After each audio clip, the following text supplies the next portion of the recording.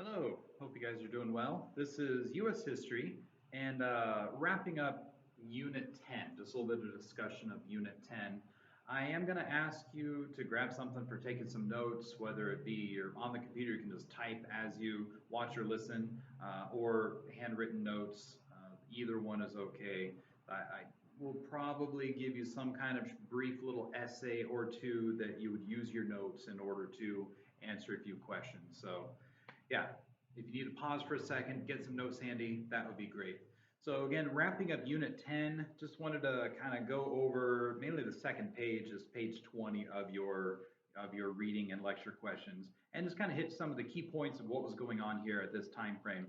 So I'm going to start out. We're looking at Volume 5, Chapter 2, Chapter 2, pages 7 through 18. And Great Depression, and then kind of the aftermath of the Great Depression. Oftentimes, Herbert Hoover is given a lot of the brunt of the blame for the Great Depression, and then FDR is given a lot of the praise for pulling the United States out of the Great Depression. And even like if you look at things like historians ranking presidents based on like a variety of qualities, like we got a bunch of historians to rank presidents on like these 10 or 12 different characteristics and who are the best presidents in US history. And a lot of those lists end up looking like Abraham Lincoln, number one, George Washington, number two, and Franklin Delano Roosevelt, number three. Although a lot of historians rank him so highly, not necessarily because of how he was involved with the Great Depression, but also international affairs and kind of rallying American morale during World War II, a variety of things like that. But when all is said and done, a lot of people's perception, Herbert Hoover basically brought us into the Great Depression, and FDR basically brought us out when historically it's more like World War II kind of brought us out, and then some of the economic activity after World War II that wrapped up bringing the United States out of the Depression. Herbert Hoover, he had been a businessman, and that was the other thing with the Great Depression. Is a lot of people like Herbert Hoover didn't care about people. He didn't want to help people, and he was just stingy. And the reality is his efforts as a businessman brought him such wealth, and then he was involved in a variety of philanthropies, a variety of charitable activities in other countries, especially. And there are literally some countries where, at least for a while, to Hoover became a verb in their language for helping a person in need.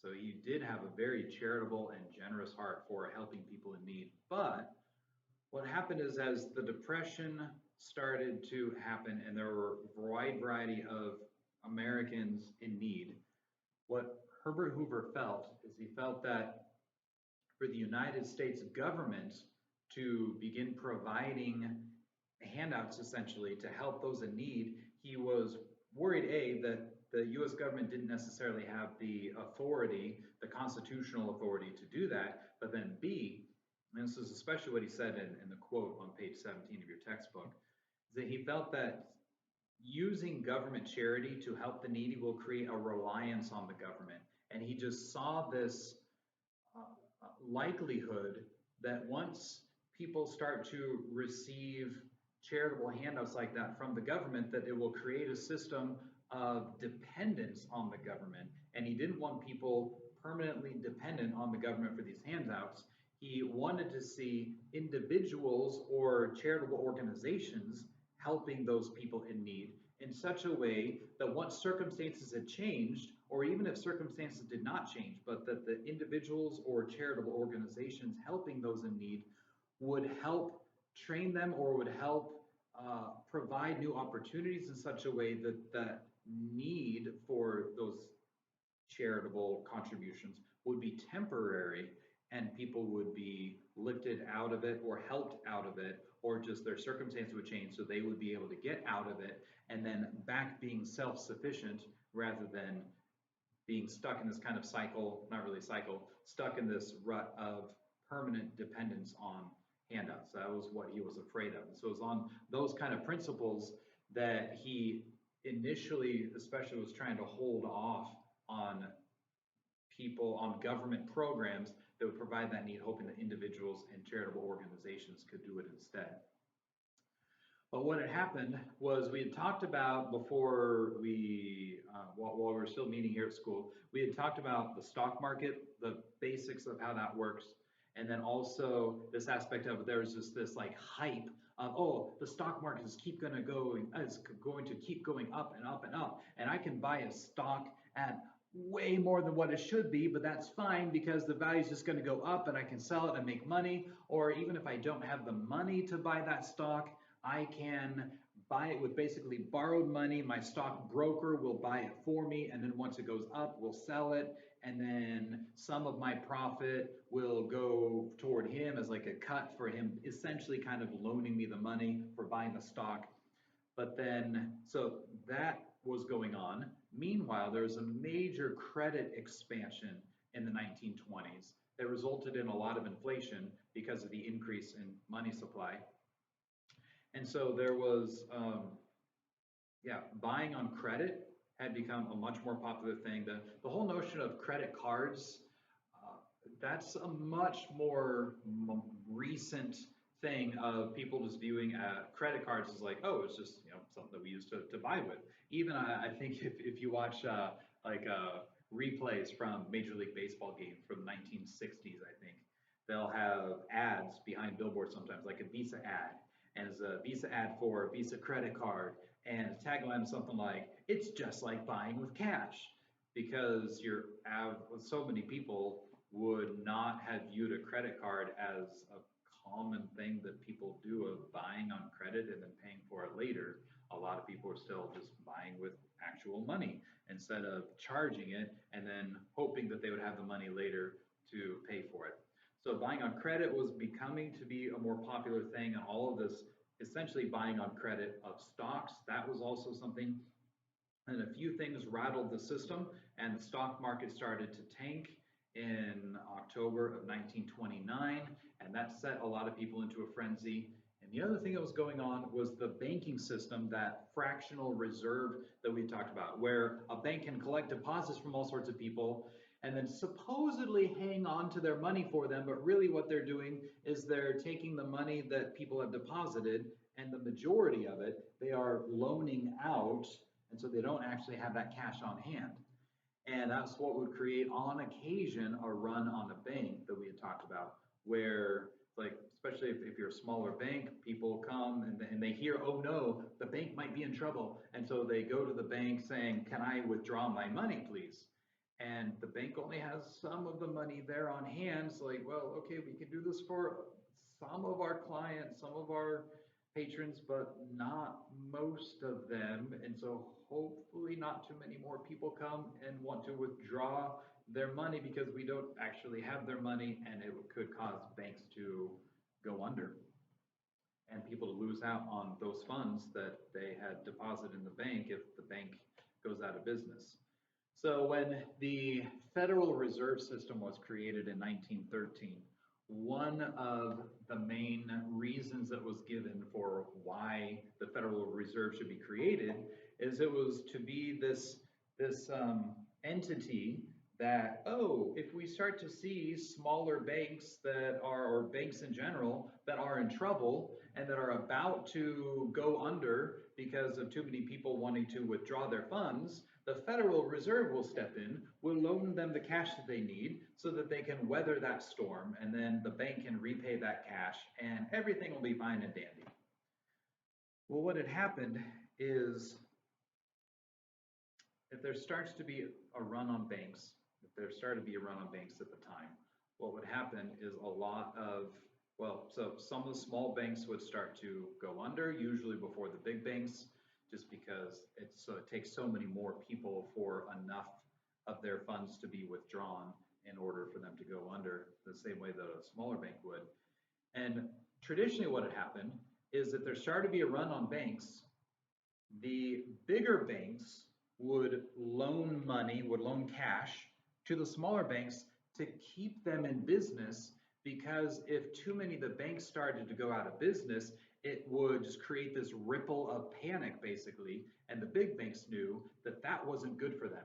So they would try to keep the panic at bay by loaning money to the smaller banks to keep them in business. But then once the Federal Reserve was created, the big banks saw that some of these runs were starting to happen on banks, and they were like, well, we shouldn't loan them cash because that's what the Federal Reserve is for. So we won't do what we have done because that's the Federal Reserve's job now. Meanwhile, the Federal Reserve, they were like, well, we're not going to step in and help quite yet because the big banks usually step in and do that. And it left the smaller banks hung out to dry, and a lot of them went out of business, and it did create this ripple of panic that spread. And some of the chairmen of the Federal Reserve, one of them in particular, just I don't know, maybe about 10 years ago, Ben Bernanke, he has gone on record as saying that he thinks that a primary cause, if not the primary cause of the Great Depression was the Federal Reserve and just the Federal Reserve's decisions that they made, and even just their existence there and the role that it played in facilitating the Great Depression. It basically was the Federal Reserve's fault. So at its peak, the Great Depression saw unemployment numbers right around 25%, which on the one hand, that doesn't sound like that much, like, well, 25%, so 3 out of every 4 people were still working, but for the country as a whole, 1 out of every 4 not working, that was a lot of people in need. And we talked already about how Herbert Hoover had the mindset of let's rely on private charities and individuals to help those in need. But then FDR got elected, and he had a very different plan. He saw government, the US government, as the primary thing that will pull the country out of this recession. Oh yeah, so, sorry, one step back. Part of what was happening with the economy is this buying on credit, and the fractional reserve had significantly inflated the money supply.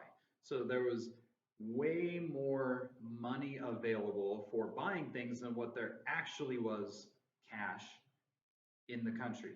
And it was an artificially inflated system. Now, especially with things with the economy, just when left to itself, the economy tends to do a lot of self-regulating, in some ways like a living organism, where it's like, oh, if we're placed in a situation that's too warm, our bodies do more of a cooling, but then if we're placed in a situation where it's too cold, our bodies help warm and maintain our body temperature. And the economy acts in a similar way, and when the money supply gets artificially inflated too much, there tends to be a natural deflating of the money supply to take it back down to a more normal, more healthy level. In many ways, a more honest level. But that deflating is initially kind of painful because, whoa, there's less money in the system.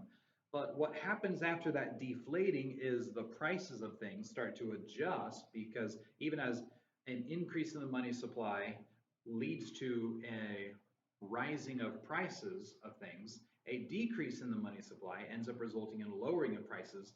But in that little bit of a lag that usually is it's kind of painful at first. So what Herbert Hoover and then FDR ended up doing is they're like, oh no, this deflating, this depression is kind of painful temporarily. Well, we don't want to feel that temporary pain, so let's do measures that will try to force inflation back up. When if they had done nothing and just let that process naturally happen, the depression almost certainly would have been over way more briefly. When Calvin Coolidge was president, I think it was 1921, there was a recession that started to happen, and in its initial stages, it was worse than the initial stages of the Great Depression. But Calvin Coolidge's position on the functional role of government was to do nothing and to let it run its course. And what happened was, when he did nothing, and it ran its course, it was over and done with in less than 6 months. Herbert Hoover a little bit, and then FDR a lot, rather than doing nothing and letting it run its course, they kept initiating measures to increase and to push that inflation back up, which what it was doing is it was making things continue on and increasing the artificial bubble that was there, that when it collapsed, it would collapse that much worse and that much harder. And so that was part of what was happening there.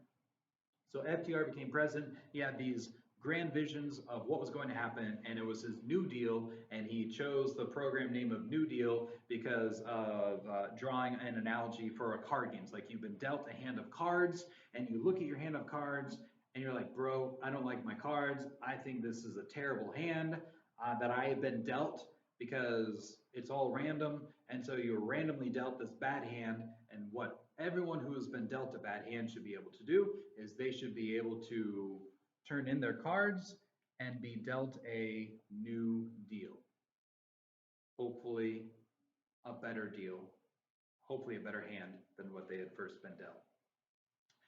And FDR and some of his aides and cabinet members, they worked on drafting the bills that they wanted to see passed. And this was a new thing where, because who's supposed to write the bills? Well, Congress.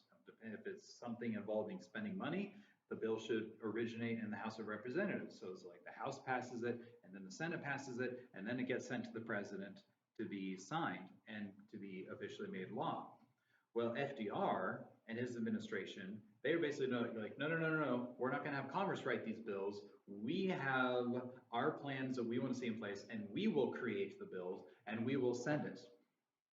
And what happened was, it was sent over to the House, and the House was working on reading through the bill in order to vote on it. And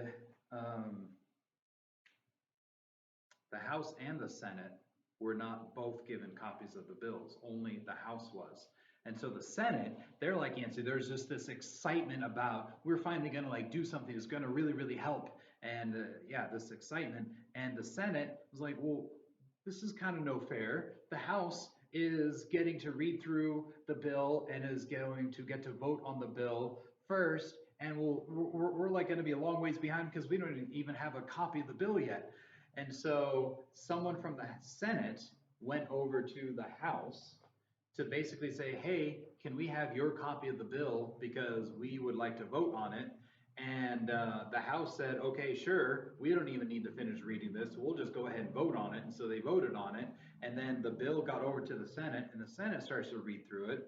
And I'm pretty sure it was in the Senate that there started to be a chant of basically vote, vote, vote, because they're like, oh man, the House has already voted on this bill and passed this, and now we're like taking so long to read through it when the House has already passed it, so let's just vote on it. And they voted on it, and I'm pretty sure both houses ended up voting on and passing this massive piece of legislation as far as what it was going to enact, that both houses voted on it and passed it without, both houses as in the U.S. House of Representatives and the Senate, both houses of Congress. Anyway, sorry.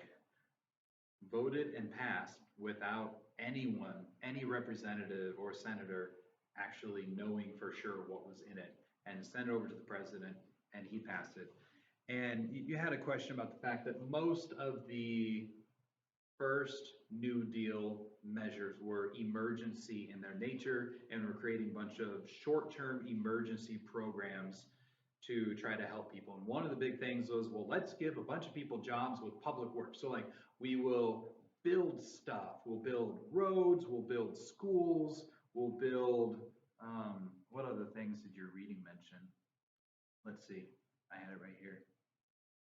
And where did it go?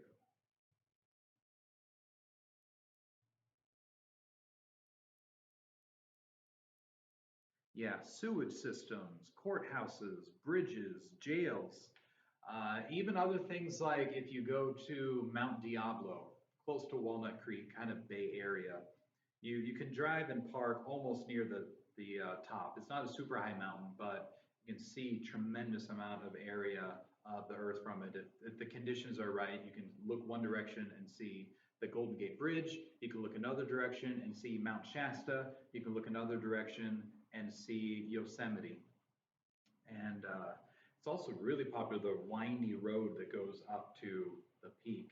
Super popular with not mountain bikers, with bikers who want the challenge of like a 4 mile nonstop steep uphill ride, which is just not my idea of fun. But anyway, yeah, I think it's like the location that receives the most people biking to, possibly in all the US or at least in all of California, something like that. Anyway,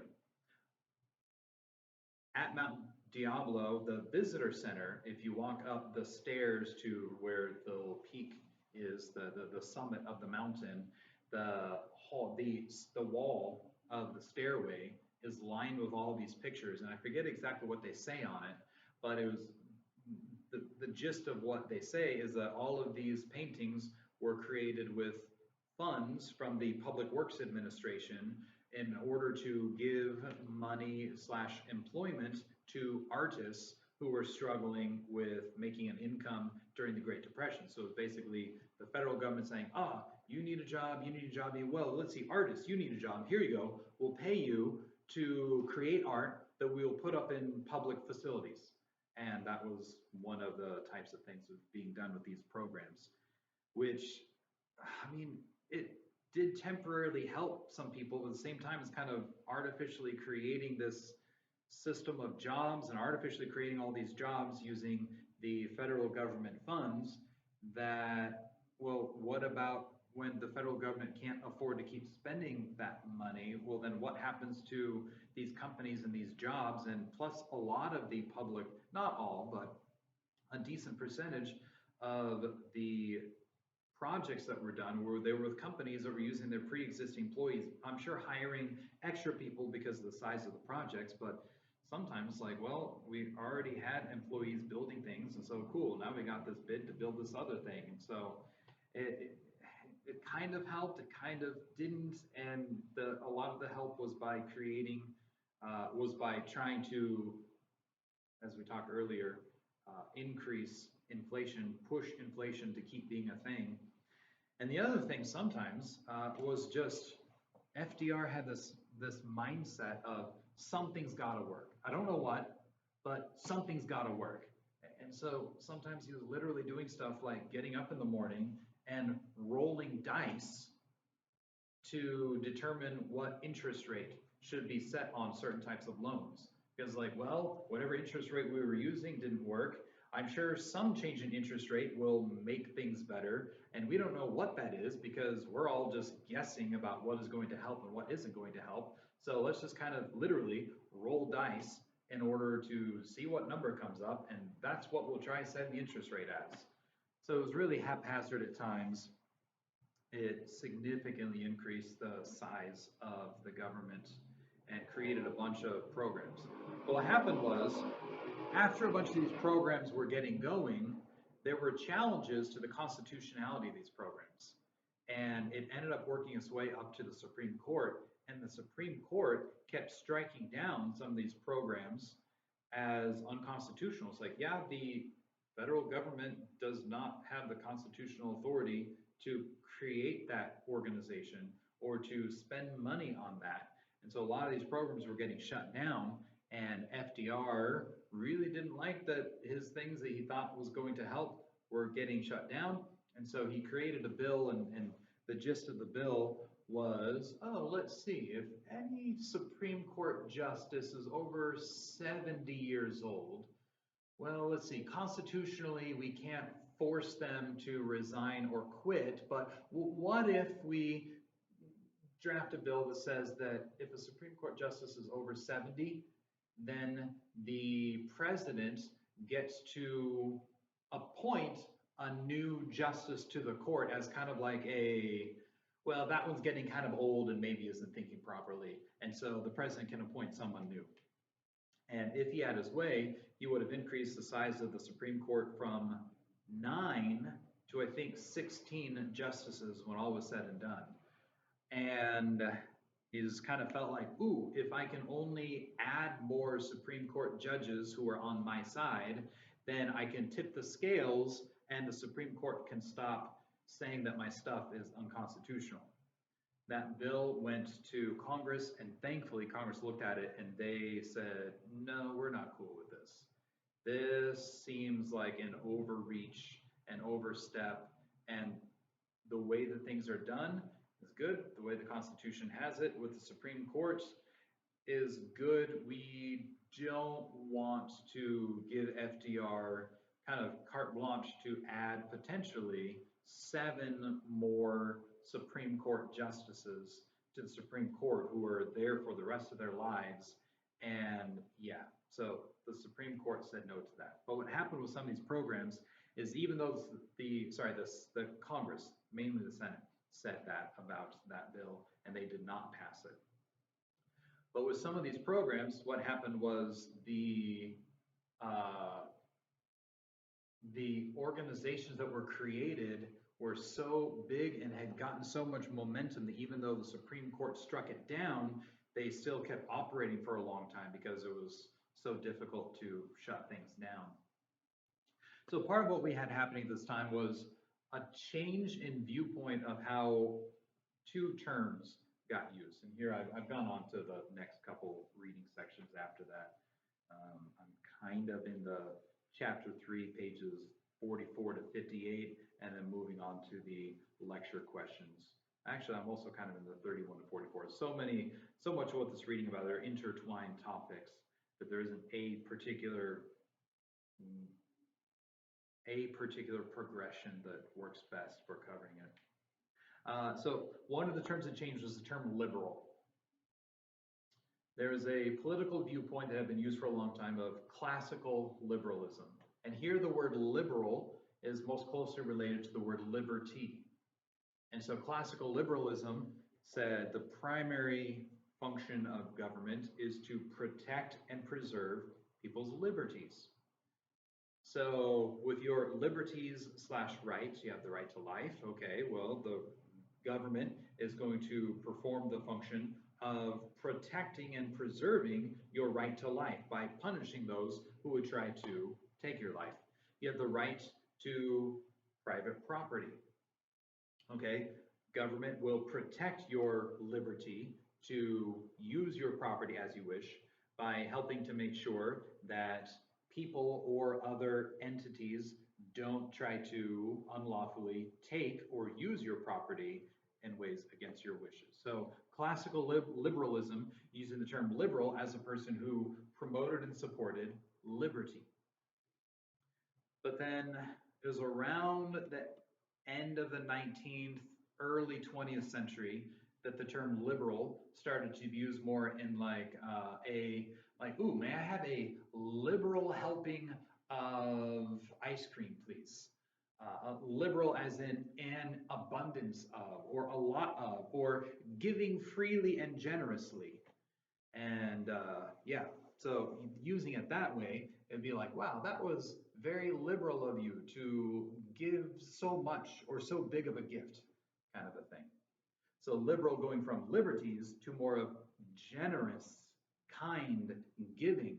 And so that's the flavor of the word that is used now, is it's used now as a person is a liberal if rather than viewing the government as primarily trying to preserve people's liberties, it's now viewing the government should try to be kind, generous, and giving and make sure that people are well off.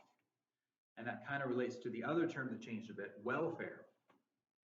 Welfare had previously referred to just a general sense of well-being, things being as they should. And we talked about this earlier with things like the General Welfare Clause in the Constitution, of meaning the US government, when it passes laws, it should make sure that its laws are good for the country as a whole. General, the country as a whole, welfare, good for. So good for the country as a whole and not favoring certain parts of the country or certain classes of people over other parts of the country. So general welfare, okay? But then welfare started to be used as a term for government programs intended to help the poor and needy, and very different flavor of the term. And even like Hamilton, with his view of the general welfare clause, was slightly more in that direction of, oh no, no, the if Congress feels that a law is good for the country, is good for people, then it can pass it. And that was one step in that direction of welfare not being like not being general sense of things being good or doing well, and more specifically, government programs to promote or support people being well, people being in a good circumstance. And so even welfare today refers to essentially government programs providing funds for the needy, providing funds for the hungry or the poor or the homeless, welfare. And let's see. Don't need to talk about that right now. We talked about that. Culturally, there's some stuff that usually, like if we're meeting here in class, we would talk a little bit about the big band musicians that were popular at the time, and then I'd play a little bit of In the Mood for You. I'd play a little bit of Sing, Sing, Sing for You, a couple things like that. We talk about some of the actors and actresses. We look at some pictures of some Norman Rockwell paintings, and when we reconvene, we might look at a few of those things. But for right now, I'll just leave it at that, as that was a lot of the gist of what was going on. And that takes us right about up to the onset of World War II. And that will be a separate topic in and of itself. So again, hope you're doing well, and be able to make good use of your time while also getting a little bit more rest. I'm sure some of you are really enjoying having to come in at the regular school time and getting to get a little bit later start on your day perhaps. And we will chat again some other time. Thanks.